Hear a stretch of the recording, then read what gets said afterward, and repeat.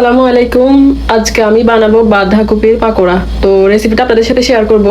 কোথাও না গিয়ে আশা করি শেষ পর্যন্ত ভিডিওটা দেখবেন, আপনাদের কাছে অনেক বেশি ভালো লাগবে। প্রথমে নিয়ে নিলাম কেটে রাখা বাঁধাকপি, এরপর দিয়ে দিলাম পেঁয়াজ, কাঁচামরিচ, ধনিয়া পাতা, স্বাদ মতো লবণ, পরিমাণ মতো হলুদের গুঁড়া, গরম মশলা, মরিচ গুঁড়া, একটা ডিম। এবার সবগুলোকে একসাথে ভালোভাবে মিক্স করে নিব। সবগুলো উপকরণ ভালোভাবে মিক্স করার পর দিয়ে দিলাম পরিমাণ মতো ময়দা। এবার ময়দাটাকেও ভালোভাবে মিক্স করে নিব। সবকিছু মিক্স করার পর এবার এগুলোকে তেলে ভেজে নিতে হবে।